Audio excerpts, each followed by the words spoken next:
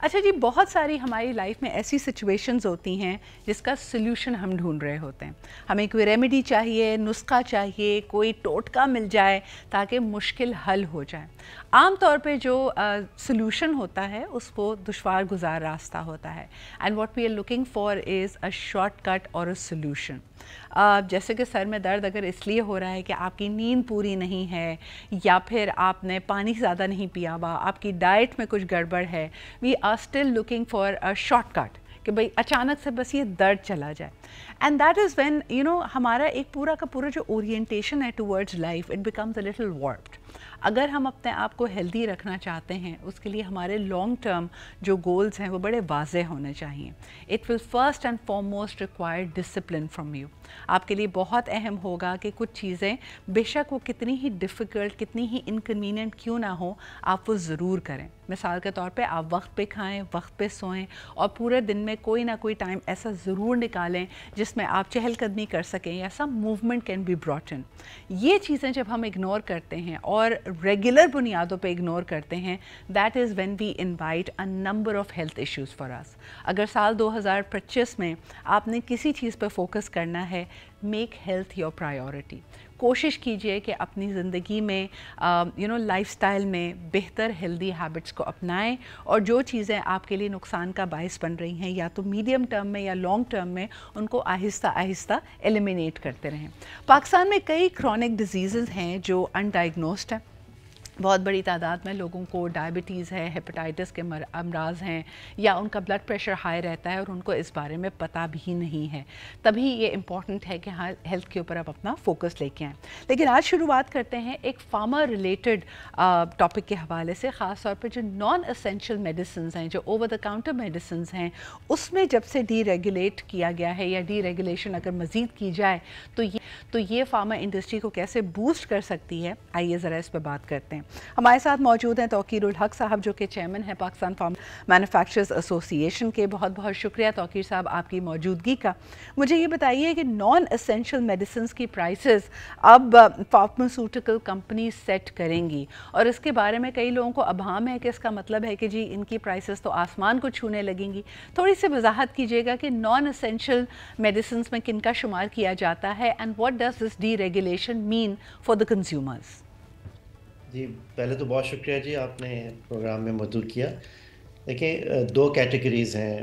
ایک ہے essential drugs, جو کہ WHO کی مہیا کردہ ایک لسٹ ہے، جس میں پاکستان میں تقریباً 462 مالیکیولز ہیں جو کہ اس لسٹ کے انڈر آتے ہیں. یہ کہلاتی ہیں اسینشل ڈرگس. جی.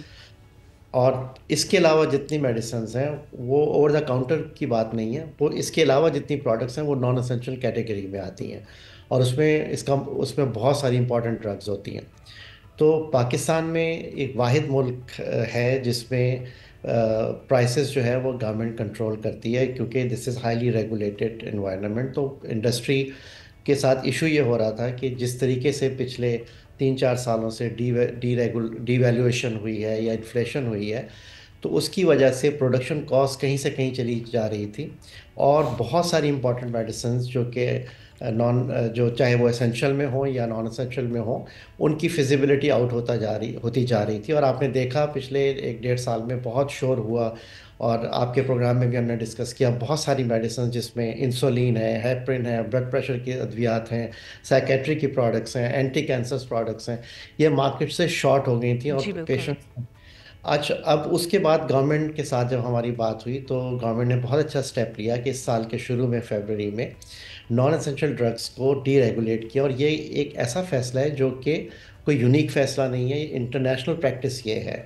کہ اگر آپ انڈیا اور بنگلہ دیش میں بھی دیکھیں تو وہاں پہ اسینشل ڈرگس کی پرائس گورنمنٹ کنٹرول کرتی ہے وتھ CPI، لیکن باقی جتنی پروڈکٹس ہیں وہ ڈی ریگولیٹ ہوتی ہیں. اب ڈی ریگولیشن سے سب سے بڑا فائدہ یہ ہوا ہے کہ جو پہلا سٹیپ یہ ہوا کہ جتنی میڈیسن جو کہ بہت امپورٹنٹ تھیں، آپ نے دیکھا ہوگا پیراسیٹامول، پیناڈول تک شارٹ ہو گئی تھی. اسی طریقے سے آئبوپروفین، میجر جو پین مینجمنٹ کی پروڈکٹس ادویات ہیں وہ بھی شارٹ ہونا شروع ہو گئی تھیں. تو جیسے یہ فیصلہ ہوا تو ایکسیس آف میڈیسن بڑھی. اب آپ کو یہ شور نظر نہیں آ رہا کہ ادویات شارٹ ہیں. ٹھیک ہے، آہستہ آہستہ جیسے جیسے ڈی ریگولیشن کا امپیکٹ آنا شروع ہوا جی.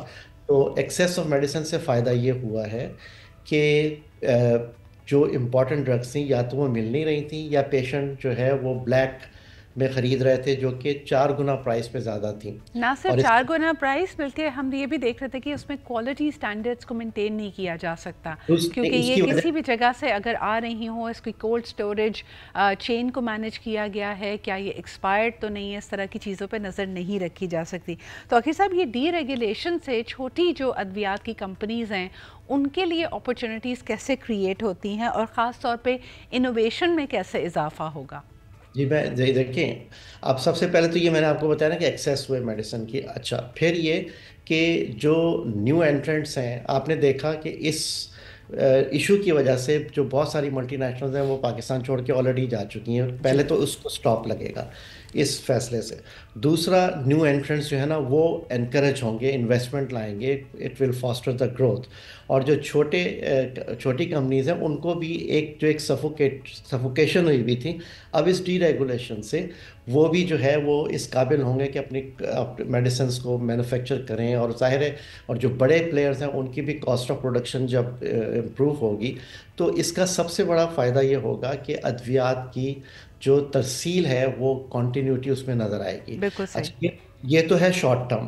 لانگ ٹرم میں چونکہ اب یہ ڈی ریگولیشن کا جو فیصلہ ہے this is in line with international practice, تو ہم تو یہ ایکسپیکٹ کر رہے ہیں کہ ملٹی نیشنلز جو چھوڑ کے چلی گئی ہیں وہ بھی شاید واپس آئیں, اور جو رہ گئی ہیں وہ انشاءاللہ دے ول کنٹینیو, کیونکہ ریسرچ جو ہے اور جو نیو مالیکولز ہیں اس کے لیے ملٹی نیشنلز کا ہونا بھی بڑا ضروری ہے, اور جو لوکل مینوفیکچررز ہیں وہ بھی اب گروتھ کی طرف جائیں گے. اور دوسرا جو اس کا سیکنڈ جو فیز ہے جو ابھی, کیونکہ یہ ابھی تو ریسنٹلی ہوا ہے, جو ایک اچھا پہلو یہ ہے کہ الٹیمیٹلی جب آپ کا بزنس جو ہے وہ آپ میڈیسنز بنائیں گے, آپ اویلیبل کرائیں گے, تو دوسرا جو سٹیپ ہے وہ ہے آپ کی ایکسپورٹ بڑھے گی, کیونکہ اب انویسٹمنٹ ایکسپورٹ کی طرف لے کے جائیں گے, کیونکہ پاکستان کی ایکسپورٹ صرف $350 ملین کی ہے.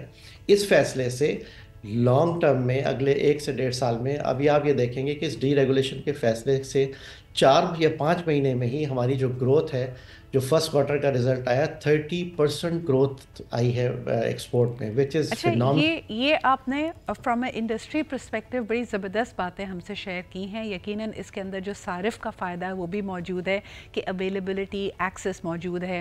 انٹرنیشنل فارماسیوٹیکل کمپنیز کو دوبارہ پاکستان کی طرف راغب کرانے کے لیے بھی ایک بڑا اہم یہ اسٹیپ ثابت ہوگا. لیکن توقیر صاحب, میرا آخری سوال آپ سے یہ ہوگا کہ جو تصور کیا جاتا تھا کہ ڈی ریگولیٹ کرنے کے بعد ان ادویات کی قیمتیں آسمان کو چھونے لگیں گی اور یہ ویسے ایک عام صارف یا ایک پیشنٹ کی دسترس سے باہر نکل جائے گا, اس پہ تھوڑی روشنی ڈالیے گا کہ کس حد تک یہ تاثر درست ہے کہ قیمتوں میں بہت زیادہ اضافہ ہونے والا ہے؟ سدرا, ایسا بالکل نہیں ہے. دیکھیں, اب یہ ڈی ریگولیشن کا جو سب سے بڑا فائدہ ہے نا کہ مارکیٹ فورسز جو ہے نا وہ ڈرائیو کرتی ہیں پرائسز کو.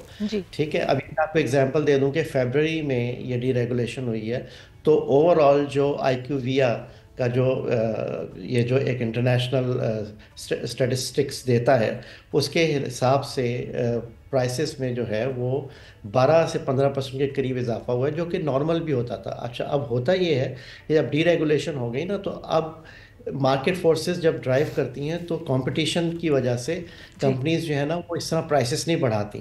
یہ ضرور پچھلے دنوں میں نظر آیا ہوگا کہ ہارڈ شپ کیسز میں جو جان بچانے والی ادویات جو کہ بالکل ہی اویلیبل نہیں تھیں, جب اس کی پرائسز گورنمنٹ نے فکس کی تو وہ نظر آیا کہ جیسے $2 کی گولی جو ہم بنا نہیں پا رہے تھے اس کی گورنمنٹ نے ہارڈ شپ کیسز میں پرائس فکس کی, وہ $5 کی ہو گئی, تو شور یہ اٹھتا ہے جی 50% بڑھ گیا. وہ ادویات یا تو اویلیبل نہیں تھی یا وہ اس سے کئی گنا تھی. لیکن اس ڈیریگولیشن سے مارکیٹ فورسز جب ڈرائیو کریں گے, انٹرنیشنلی بھی یہی ہوتا ہے, کمپٹیشن ہوتا ہے تو اس طرح پرائسز نہیں بڑھتی بلکہ اسٹیبلائز ہوں گی. ابھی آپ اس کا امپیکٹ یہ دیکھیں گی کہ اگلے 6-8 مہینے میں آپ دیکھیں گے کہ جو ہے نا پرائسز اسٹیبلائز ہو جائیں گی. اور پھر جب ایک ساتھ پرائسز بڑھتی تھیں سال میں, جب CPI ملتا تھا تو ہر کمپنی ایک ساتھ پرائسز بڑھا دیتی تھی. اب چونکہ یہ ڈی ریگولیٹ ہو گئی ہیں, کمپنیز دیکھیں گی کمپٹیشن کیسے چل رہا ہے, تو اس طرح اگر ہر کمپنی پرائسز بڑھانا شروع کر دے گی تو وہ تو پھر مارکیٹ سے وہ بہت بہت شکریہ توقیر صاحب اس بات کی وضاحت کرنے کا کہ مارکیٹ فورسز کو جب آپ چیزوں کو گائیڈ کرنے دیتے ہیں، رول کرنے دیتے ہیں، تو اس کا ایک اپنا میکینزم ہے. بے تحاشا پرائسز نہیں بڑھ پائیں گی، بلکہ یہ ڈی ریگولیشن اب ادویات کی کمپنیز میں آپسی کمپٹیشن کو اور ایکسیس کو یقینی بنانے کے لیے، اس کی اویلیبلٹی کو یقینی بنانے کے لیے ہم دیکھیں گے کہ دس ول اسٹیبلائز دا پرائسز فردر. بہت بہت شکریہ ہمارے ساتھ موجود ہونے کے لیے.